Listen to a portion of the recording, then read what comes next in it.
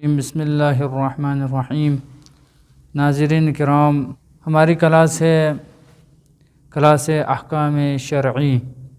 آپ ناظرین کو احکام خمسہ یعنی یہ 5 احکام کیا ہے، ان کے بارے میں ان کی ڈیفینیشن آپ ناظرین کے سامنے بتانے کی کوشش کروں گا۔ وہ احکام شرعی جو اللہ کی طرف سے مکلف کے لیے دین میں جو واجب احکام آیا ہے وہ یہی 5 ہے، انہی میں سے ایک ہے۔ یا نمبر 1 کیا ہے؟ واجب ہے۔ واجب کا کیا مطلب ہے؟ واجب کن کام کو، واجب کی ڈیفینیشن کیا ہے؟ واجب یعنی ہر وہ کام یا عمل جن کا کرنا ہر صورت میں ضروری ہو، یعنی انسان کے لیے کوئی چھوٹ نہیں ہے اس میں، نہ کرنے کا یعنی نہ کہنے کا انسان کو یعنی اختیار نہیں ہے۔ ان کاموں کو کہا جاتا ہے کہ واجب۔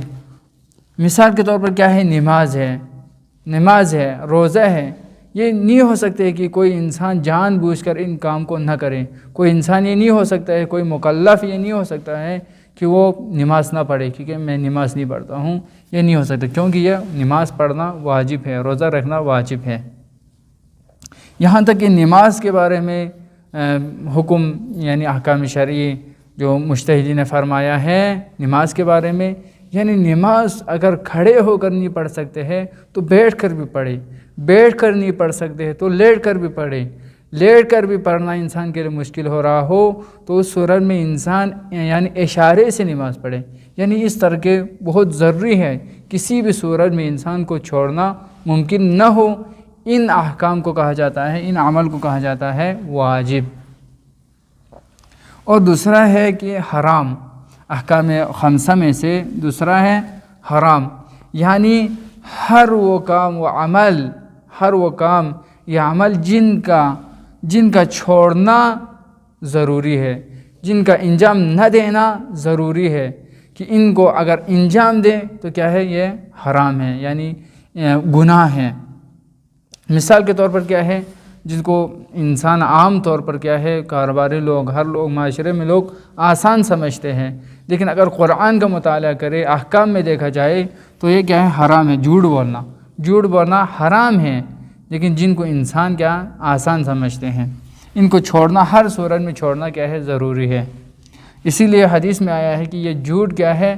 تمام گناہوں کو ایک صندوق میں بند کرے، اور اس کا جو تالا ہے وہ جھوٹ ہے۔ جھوٹ کو یعنی تمام گناہوں کا مجموعہ، تمام گناہوں کا جو کھولنے کا ذریعہ ہے، یا تمام گناہوں کو ایک صندوق میں بند کر کے اس کے تالے کو جھوٹ قرار دیا ہے۔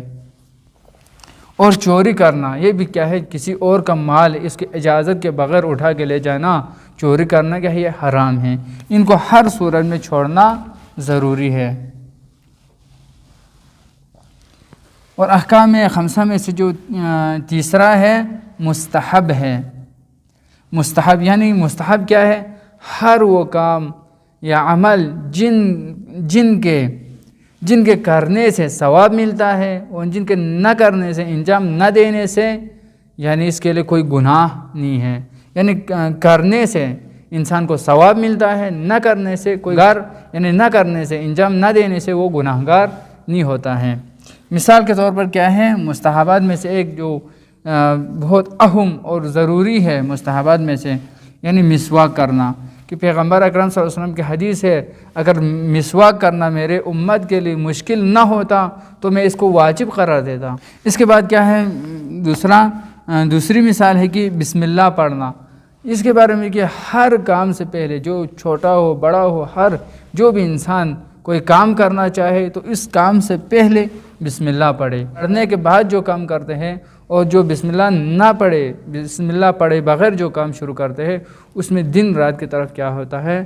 فرق ہوتا ہے۔ اس کے بعد احکام شرعیہ میں سے، احکام خمسہ میں سے چوتھا ہے مکروہ۔ مکروہ کیا ہے؟ ہر وہ کام، ہر وہ فعل و عمل جن کا نہ کرنا بہتر ہے، ہر وہ فعل و عمل جن کا نہ کرنا بہتر ہے، اور کرے تو اس کے لیے کوئی وہ گناہگار نہیں ہوتا ہے۔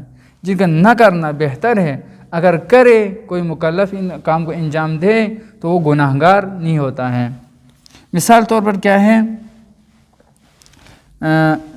گھرم کھانا کھانا، گھرم کھانا کھانا کیا ہے، گھرم چائے پینا، یہ مکروہ ہے۔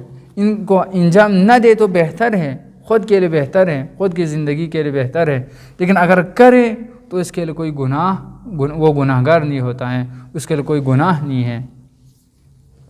آخری کیا ہے، احکام خمسہ، احکام شریعہ میں سے آخری ہے مباح، یعنی ہر وہ کام جن کا کرنا اور نہ کرنا برابر ہے، آپ اس کو انجام دیں تو کوئی ثواب نہیں ہے، اگر نہ کرے تو آپ کے گناہگار نہیں ہے، یعنی کرنا اور نہ کرنا برابر ہے، تو ان کا کام کو کہا جاتا ہے مباح۔